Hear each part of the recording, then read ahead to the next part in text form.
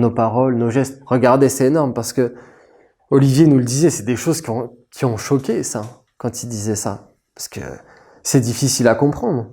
Quand il nous disait, les prières des catholiques, en tout cas du vivant de Johnny, maintenant je sais pas. Mais il nous expliquait que les prières des hommes, mais pas que des catholiques, ça, la prière des hommes, leur souhait, ça allait vers Johnny Hallyday. C'est pour la France en tout cas. C'est pas évident à comprendre. C'est parce que l'homme, c'est parce qu'il dit plus ces paroles-là en conscience.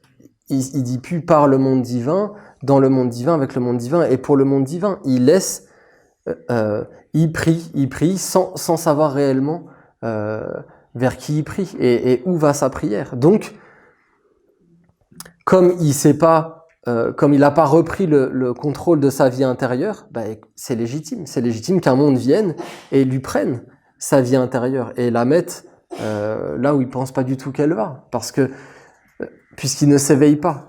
Quand il prie, c'est juste par rapport aux besoins du moment. C'est pas l'âme qui prie. C'est très rare que l'homme il prie avec son âme. C'est-à-dire que parce que s'il priait réellement avec son âme, il y a plein de choses qu'il demanderait plus, parce que ce qu'il demande l'homme, même dans la religion, moi je l'ai vu combien de fois. Les prières des hommes, c'est pour les quatre sceaux.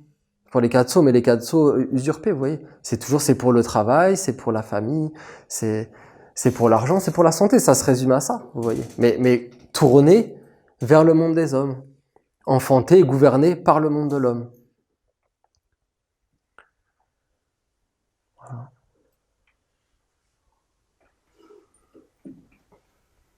Il y a un psaume de Raphaël qui est magnifique, c'est dans les premiers psaumes où il explique ça, le psaume s'appelle Le chemin de ta prière. Et il est incroyable ce psaume. Et il dit qu'en fait, l'homme il prie en étant dans la vallée, donc en étant dans le corps et en vivant pour le corps. Et donc il dit que sa prière, elle monte, mais en réalité, elle doit passer par la montagne, et il parle du hiéroglyphe de la montagne, et que sur cette montagne, qui est l'homme lui-même, en fin de compte, dans toutes ces régions, il y a plein d'êtres qui sont là, des entités. Et il dit qu'il y a des milliards d'entités dans tout ce monde intermédiaire qui fait que jamais la prière des hommes, ou très très rarement, elle arrive au sommet de la montagne et elle touche le monde divin, puisque en chemin, elle est attrapée par les mondes qui sont justement en affinité avec la prière. Si l'homme y prie dans le côté de sa vie uniquement terrestre, ça va être les entités qui gouvernent la vie terrestre qui vont attraper la prière, vous voyez, et c'est vers eux que ça va aller.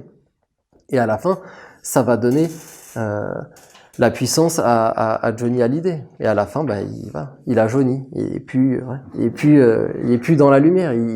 Voilà. Et lui, il y a plein d'énergie qui vient vers lui. Et il l'offre, c'est conduit vers c'est-à-dire c'est Lucifer, vous voyez. C'est pour le monde des apparences. Parce que les hommes, ce qu'ils veulent, pourquoi il disait ça, Olivier? Johnny Hallyday, mais c'était pas un exemple, c'est réel. Il l'a pas dit pour dire comme ça ou un exemple. C'est réel, c'est réellement ce qui se passe. Parce que les hommes, c'est juste ça qu'ils veulent. C'est ça que ça. Ils veulent juste être soulagés. Vous voyez, ils veulent juste être soulagés, allégés. Et même s'ils aiment pas Johnny, ça va aller vers lui. C'est-à-dire parce que lui, il va être capable de répondre à la prière des hommes, puisque la prière des hommes, c'est juste ça. C'est juste d'être soulagé, allégé. Et il nous avait expliqué aussi, une fois il nous avait dit que Francis Cabrel, vous connaissez tous je pense, le grand chanteur Francis Cabrel, qui est un merveilleux chanteur, un grand artiste, cet artiste, il avait été un cathare dans une autre vie. Et en fin de compte, vous voyez, il a eu le choix avant de s'incarner. D'ailleurs, Olivier lui-même nous avait dit qu'il avait eu ce choix lui aussi, qu'il aurait pu être brillant dans le monde des hommes, faire des choses où il aurait eu un grand succès et tout ça, ou alors il avait l'autre choix où on le prévenait déjà avant de s'incarner que l'autre choix c'était d'être un enseignant, d'ouvrir une école des mystères, et que là il allait avoir des gros problèmes, des énormes épreuves dans sa vie, que ça allait être un cauchemar et que non, et une merveille aussi, vous voyez, c'est le paradoxe, c'est-à-dire que parce que pour arriver à faire ça, il fallait passer des épreuves terribles, et il était prévenu, et il a choisi consciemment. Il aurait pu choisir l'autre parce qu'il avait un grand karma de lumière, vous voyez. Cabrel, c'est pareil, sauf que Cabrel, il a fait l'autre choix. C'était un kata, un vrai kata, hein, engagé. Mais en fin de compte, il a dilapidé. Vous voyez. Ça veut pas dire forcément qu'il s'est pas forcément fait un karma sombre, vous voyez, ténébreux, mais il a dilapidé sa fortune. C'est-à-dire qu'il était fortuné. Dans les mondes invisibles, il était fortuné. Il avait tout un karma de lumière parce qu'il avait œuvré pour Dieu. Mais toute la lumière qu'il avait, il a tout donné. Il a tout donné au monde de l'homme. Et il a fait du bien, hein. Il a soulagé énormément. D'ailleurs, regardez, il y a une chanson qu'il a fait, Le Chevalier Cathare. Donc, il portait ça, c'était vraiment un troubadour. Francis Cabrel, c'était un troubadour des temps modernes. Un grand guitariste, et il a soulagé énormément de gens. Il a fait du bien, mais vous voyez, tout ça, c'est emmené dans le recyclage. C'est-à-dire que les gens sont soulagés et ils continuent leur vie. Et à servir le monde de la mort, qui fait que grandir et grandir et grandir. Et à servir de plus en plus les humains. Donc vous voyez, c'est conduit vers le néant. Olivier, il a eu cette lucidité de percevoir ça, d'avoir une telle conscience qu'il savait que ça allait être pris par le monde du recyclage s'il faisait ça.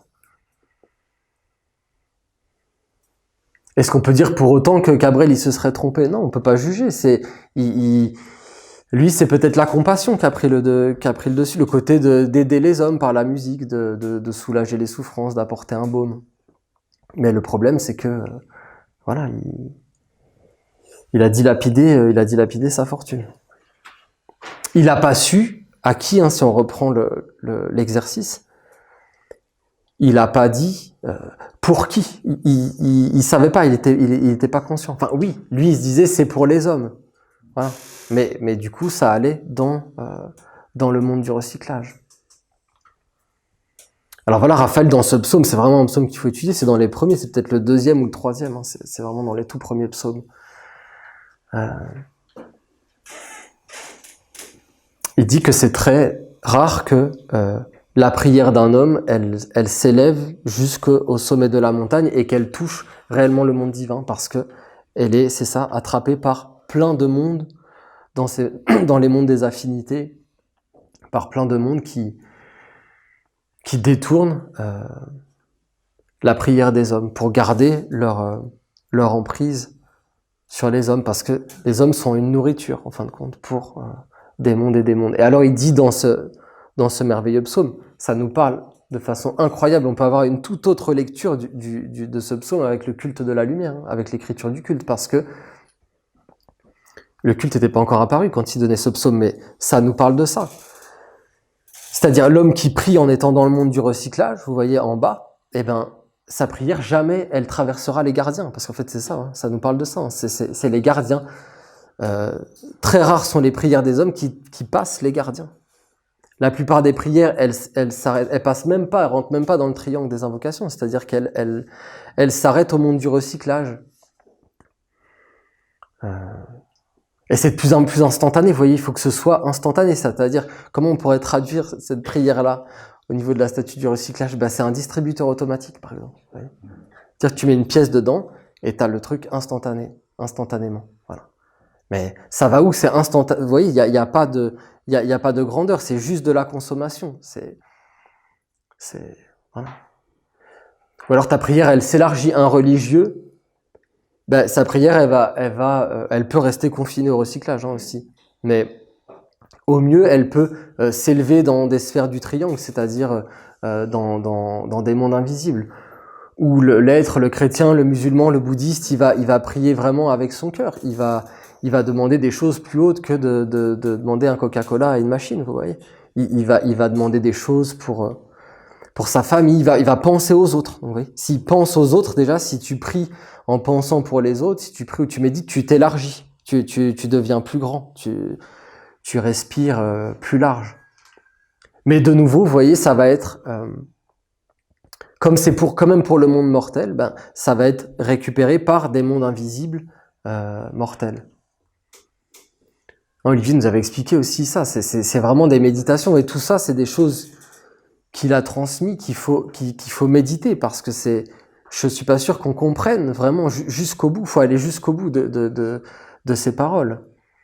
Quand il nous disait également que quand la porte des anges, c'est-à-dire qu'il avait passé les gardiens, quand la porte des anges s'est ouvert pour lui et qu'il a scellé une alliance avec son ange, l'ange qui nous a guidés nous-mêmes, l'ange qui a guidé la nation essénienne, eh bien, il a vu plein de choses. Son ange, il lui a montré plein de choses. Et il lui a montré notamment que plus d'êtres que ce qu'on croit arrivaient à la porte, c'est-à-dire atteignaient le monde des gardiens, c'est-à-dire vraiment en haut de la montagne avant d'atteindre le sommet, parce qu'il y a des gardiens, tu rentres pas comme ça. C'est le monde des neiges éternelles, il faut être avec la pureté immaculée de son âme. Et il disait que l'ange lui a montré que beaucoup d'êtres arrivaient aux portes des anges, c'est-à-dire qu'ils arrivaient à toucher le monde des anges. Et là, c'est une grande clé qu'il nous avait donnée, qui est liée à cet exercice d'ailleurs, hein. Enfin qu'on retrouve dedans. Parce que il disait que voilà, quand tu arrives à la porte des anges, c'est ce qui s'est passé pour lui-même. L'ange, il lui a dit pourquoi.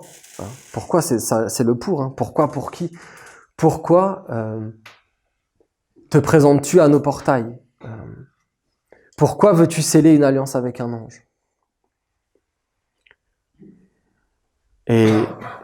Et Olivier, au lieu donc les anges, ils attendent. Et en fonction de la réponse que l'homme donne, ils vont adopter tel ou tel comportement, attitude. Et Olivier lui a dit voilà, je veux servir le monde divin. Dis-moi qu'est-ce que je peux faire pour servir le monde divin et je le ferai. Il a rien demandé pour lui.